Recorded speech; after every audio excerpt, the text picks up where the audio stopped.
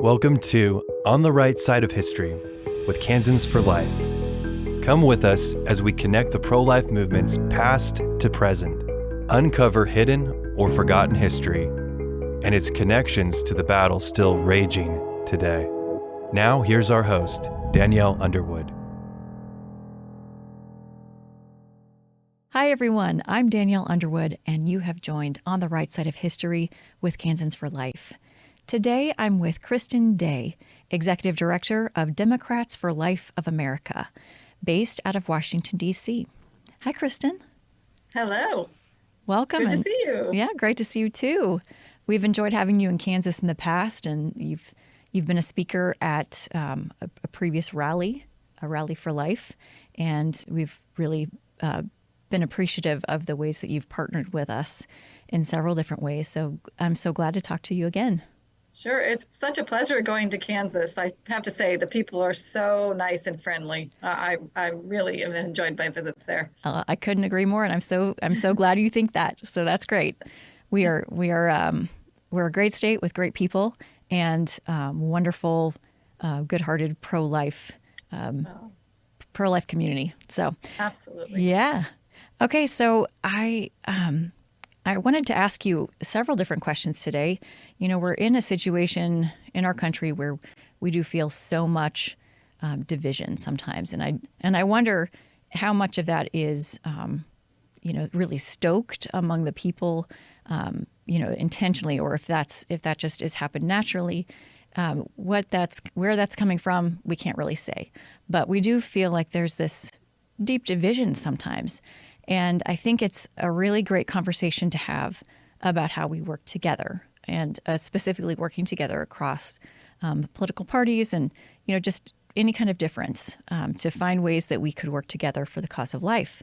So before you joined Democrats for Life, back in, was it 2002? Right. Yeah. Yes. So you worked on Capitol Hill for 11 years. You were chief of staff to a former Democratic congressman, and you also worked with the Democratic co-chair of the bipartisan House Pro-Life Caucus. Is that all correct? Yes, that is correct. Great. Can you tell us a little bit, for those who are unfamiliar, about the work of the Pro-Life Caucus? What exactly is that? Sure. The Pro-Life Caucus is in Congress, and it's headed by the fearless leader, Congressman Chris Smith from New Jersey, who I absolutely adore. He is so passionate about this issue, and it's not partisan for him. It's because he really cares about human rights for everyone. So he has been the Republican co-chair for a couple decades now. And the Democratic co-chair was my boss, Congressman Jim Barship from Michigan. So I was the staffer to sort of whip Democrats and really educate Democrats on the votes that were coming up before the Congress. And at that point, we had it was frequent. We had 40 to 50 Democrats voting for pro-life issues back then.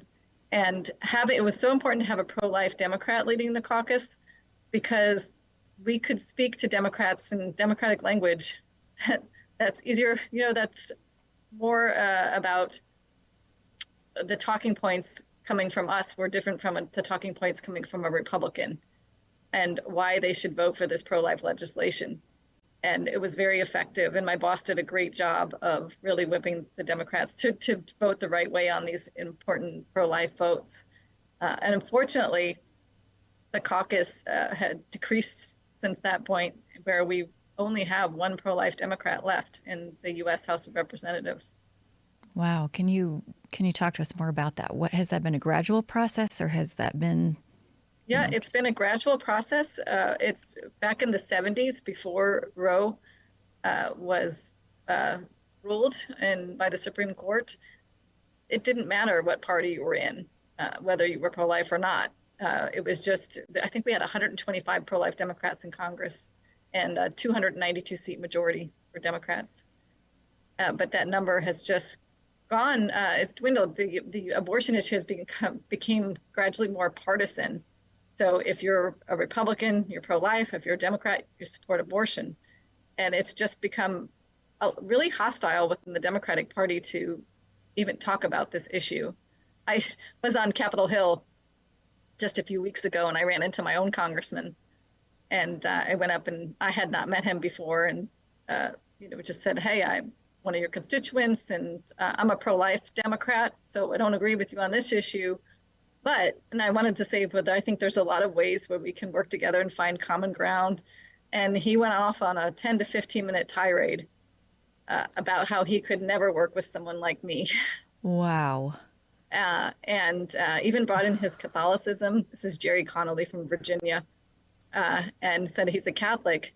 And I said, I'm a Catholic as well, which is why I'm, pro-life from womb to tomb.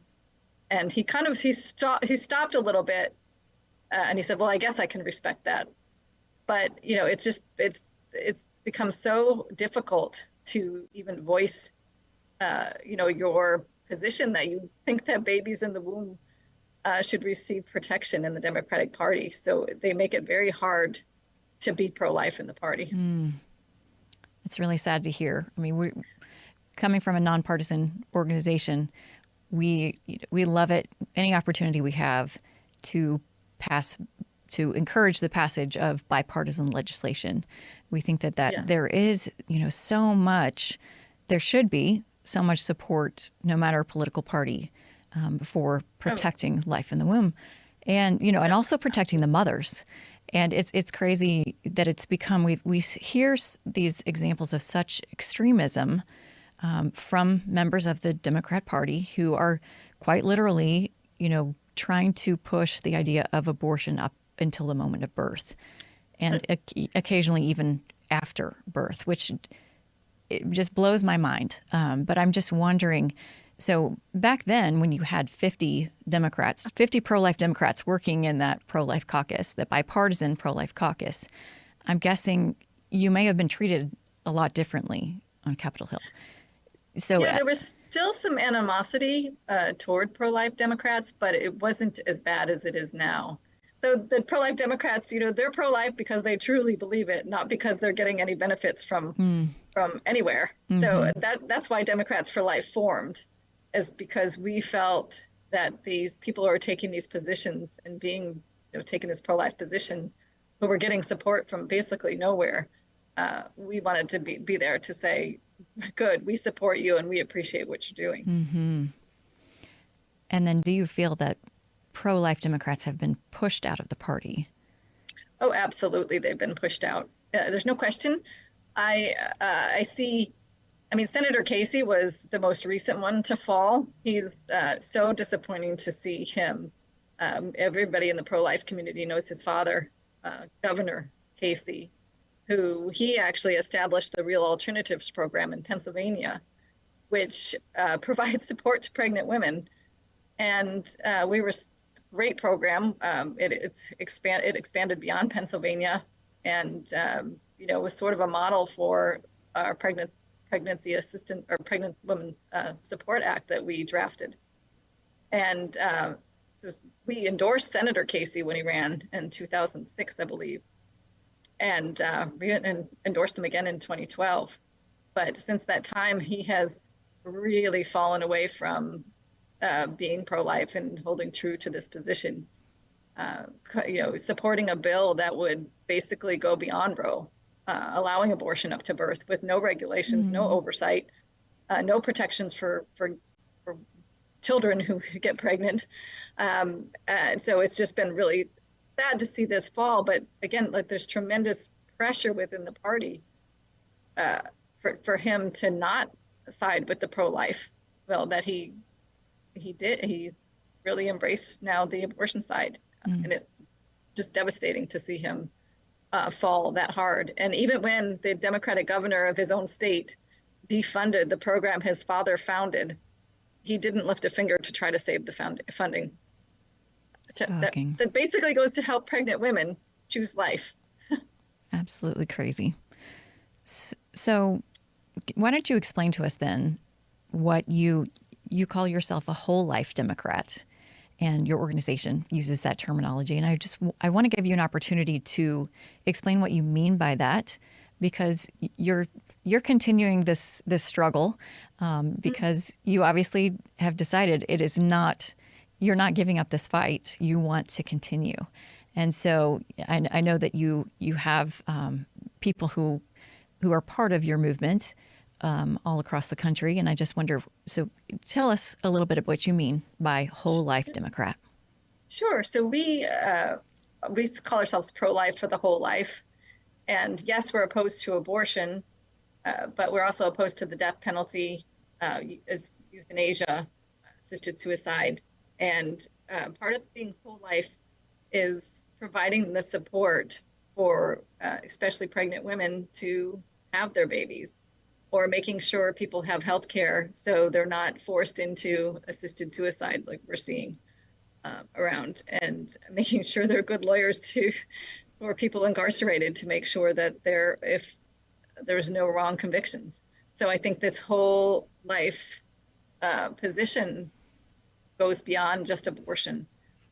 So when I ran into my congressman, when he was yelling at me a couple weeks ago, I was at ironically, I was at a paid leave event where it was a bipartisan event with Senator Cassidy and Senator Gillibrand, a Democrat and a Republican, who are working together to try to figure out how to provide paid leave for women to care for their babies after they're born, or men as well, to the fathers to take care of the babies after they're born.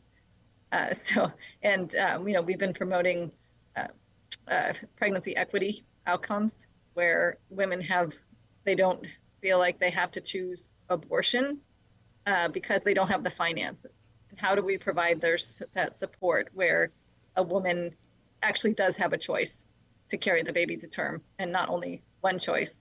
I've been calling my party the one choice party because they're really, really only pushing abortion as a solution, and cutting off programs that provide alternatives to abortion. We saw in Arizona, the Democratic governor cut off funding to a program that supports pregnant homeless women who have very different needs than homeless people in general. So a woman who's pregnant and homeless has, as you know, a lot of different needs. Yeah.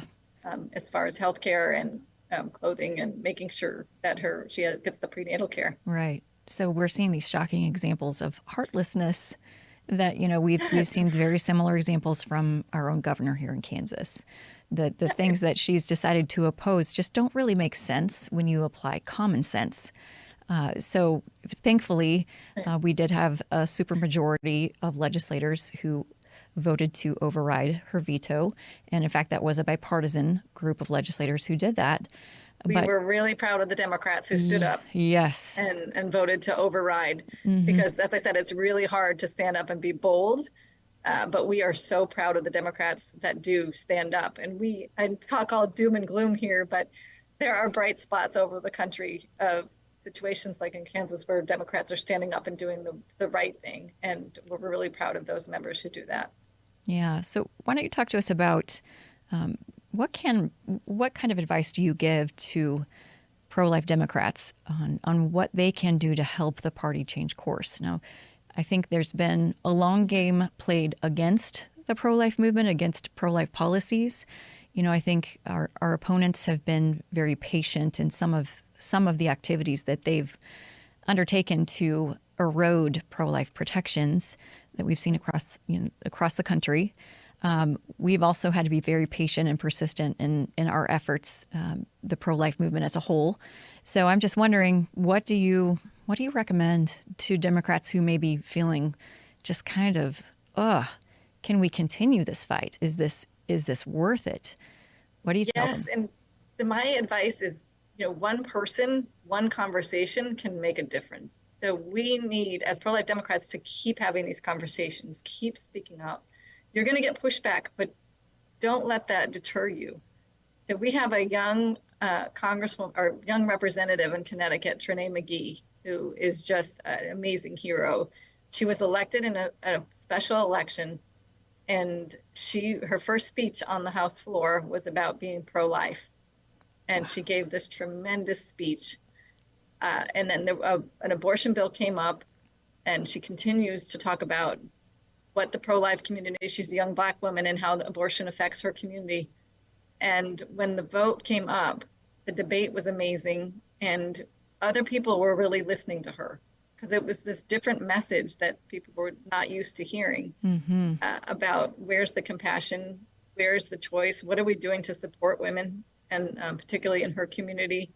And she said, I've talked to everybody, a lot of young women, nobody wants abortion and nobody's asking for it. And so there was another state rep who listened to her. And on the floor, she said, I listened to Miss McGee, and she said, I didn't like what I heard. And so I had to go back and do my own research. And she said, the scales were lifted from my eyes. And she said, it was unbelievable. Like, she had not really delved into understanding the history of abortion in the Black community in particular, and Planned Parenthood and the racist history. And 17 members voted against the abortion bill in Connecticut, of all places. 17 Democrats? 17 Democrats? Yes, that's 17 amazing. Democrats. And so she's able to, so this one voice affected change. And so that's what we need, more people bold enough to speak out and bold enough to talk about these issues within the party and not back down. And so when you back down, you lose. So there's another congressman from Pennsylvania, Brendan Boyle. He was actually a member of Democrats for Life and was a volunteer and worked with us and was elected to the state house in Pennsylvania. But as soon as he went to Congress, he was no longer pro-life. And he would have been so much more powerful force had he continued to speak out for life. And do you have any insight into what happened? It's the money. He would not have been able to get the endorsement of the party. We see the party can hold the money over the heads of the members, but people like Trenae McGee said, no, I'm not going to change my position on this. And we also have Congresswoman Kathy Delkemper from Pennsylvania. She said, no, this is who I am. I am pro-life. I'm not going to change my position. Once the party realizes that, these people will win the seat if we back them. So they will back the pro-life Democrats if they stand firm and they know that they can win that seat with a pro-life Democrat. And we saw that with Henry Cuellar in Texas. So the party actually, he's pro-life, he votes pro-life, and the party backed him because they knew if the progressive Democrat who was running against him won, the Republicans would win that seat. So we just need these pro-life Democrats to stand firm. Yeah, I think in both parties, we need to have people who have spines of steel. Yes, we have exactly. to have passionate messengers of the pro-life message. And right. just like you're saying. You can't worry about getting your feelings hurt. People call me nasty names all the time, but you can't let that bother you, because I know I'm doing the right thing, and I know I'm fighting for the right thing. So these people don't know who I am. They don't know me personally. They don't know what I believe, what I stand for. They're just making these negative comments about me because I happen to support pregnant women.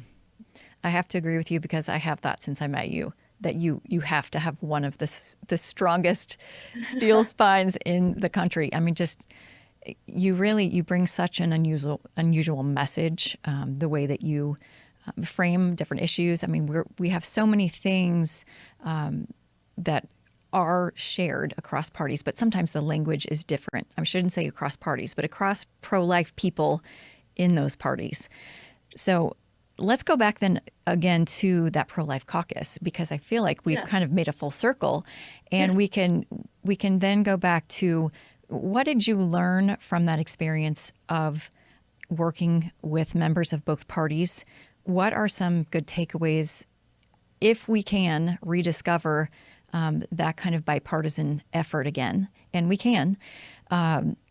What do you recommend? What did you learn that you can apply for people? Yeah, so I think we need good members.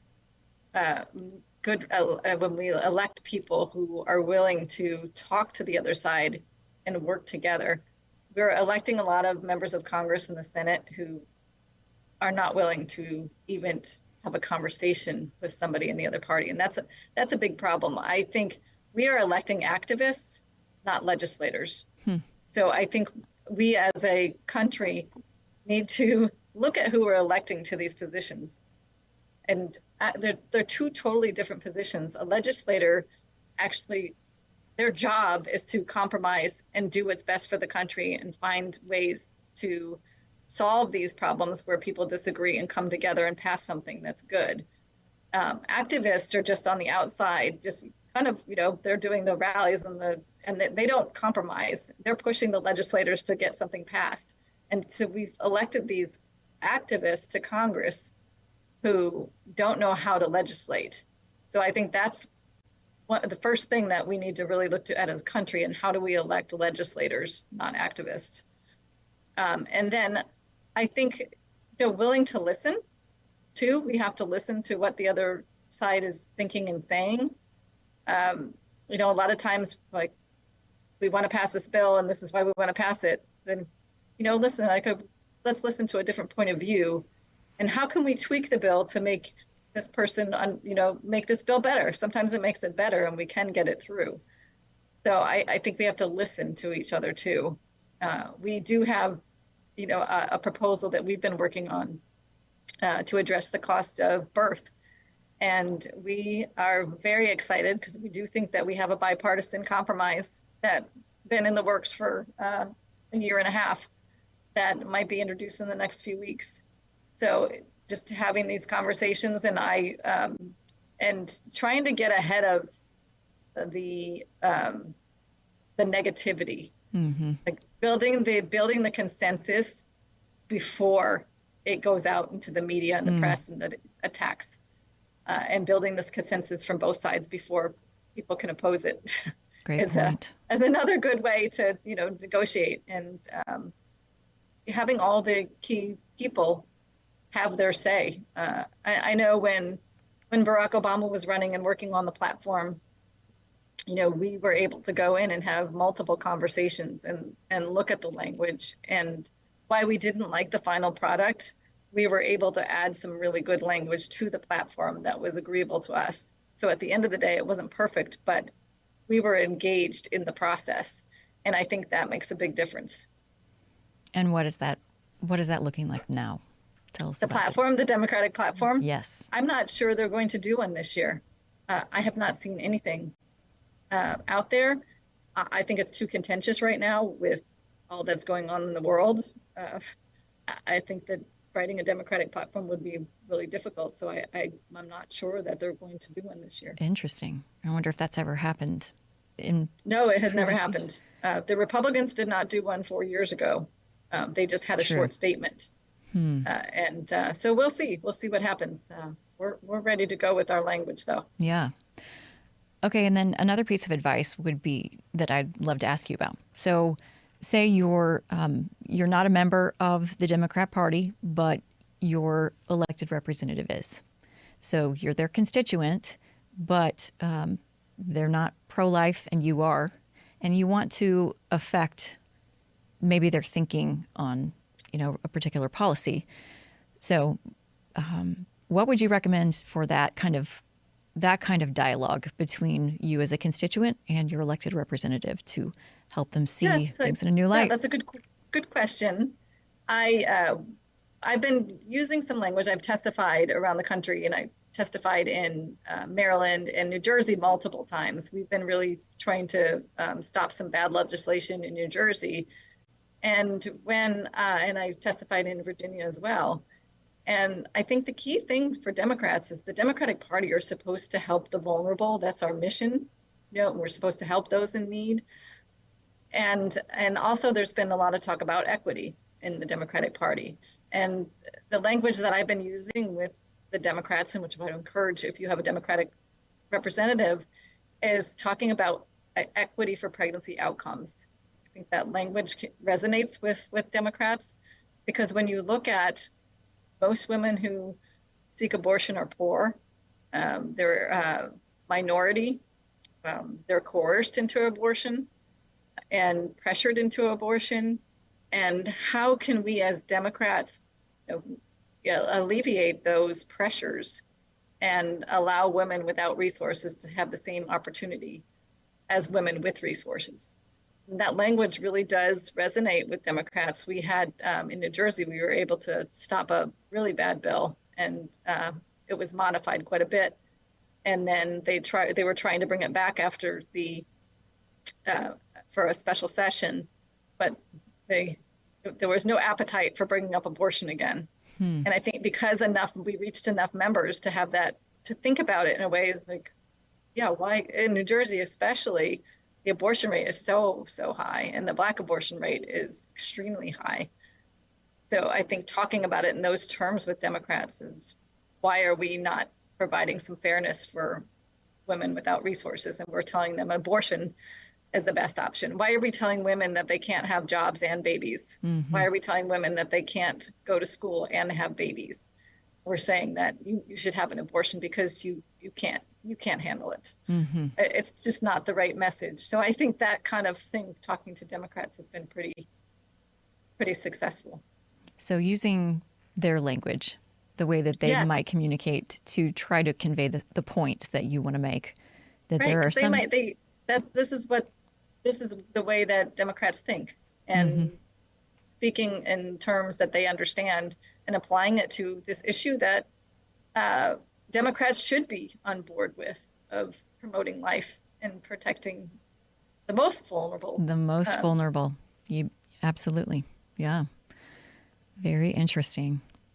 So what words of encouragement do you give to stay engaged in the fight? As you know, I have met former Democrats before who did say, I didn't leave my party left me. And so, they ended up switching parties because they are solid to their core, pro-life. That's their belief. And so, what kinds of encouragement do you give to them? I think we have to stay, and we have to continue this fight within our party, because if we give it up, then it's going to be even worse. So we need to stay and support those men and women in our party who are carrying this torch for us, the Trenae McGee's, the Katrina Jacksons, that are standing up and voting. Jeff Turco in Massachusetts, he doesn't have an opponent this time around, which we're very excited about, a Democrat or a Republican. So people like that who are standing up bravely and fighting for life, as Democrats, we need to stay and support them and elect more people like them. And I think, the pendulum always swings. And, when we're seeing these examples of extremism where, people are pushing for abortion up until birth and these other just absolutely horrifying, ideas that they're trying to put forward, the pendulum has got to swing back. So I would think you're going to start to see more gains within, the work that you're doing, of people just coming back to their common sense and thinking about this, with rational thinking. So. Yeah, I know. I do believe that. And I think, one of the other big challenges we have, especially with Roe being overturned, is the misinformation. I was just reading today about a man who he was writing that his wife lost their baby. And so the baby had passed, but the doctor refused to do a D&C to remove the baby. And he was blaming the abortion laws. And the response was, no, this was medical malpractice. Yes, absolutely it was. So that's one of our challenges, is we have to make sure that these doctors who are playing politics with women's lives need to be held accountable. So I think that's a really important area, especially for Democrats. We should be all over this and saying, we should not be treating women this way, and playing politics with their lives. You said it perfectly. Yes. So thank you so much. I really appreciate you coming on the podcast with us today, and it's great to see you again. Just like I was mentioning at the top of this episode, we will look forward to continuing this conversation with you, because it is so important that people who believe in the value of human life and human rights for every human person, from, just like you said, womb to tomb, stay in this fight, stay engaged, and that we continue to work together in every way possible to move forward these important protections that we've got to pass. And also keep pressing on our culture to wake up and realize just the direction that we're heading if we go with these horrible extreme pro-abortion policies and values. So thank you so much for coming on today. Oh, thank you. It's been a pleasure. So, and thank you to all of you for listening today. We would love to have you leave us a review wherever you listen to this podcast. Tell us what you think about this and other episodes too. We'd love to hear your ideas. You're welcome to shoot us an email at kfl@kfl.org and send us your ideas. You can also subscribe, share the episodes, and stay connected with us by visiting our website and following us on Facebook, Instagram, X, and TikTok at Kansans for Life. As we say goodbye, never forget, the pro-life movement is on the right side of history. Truth always wins in the end. We hope you'll join us next time. Thank you.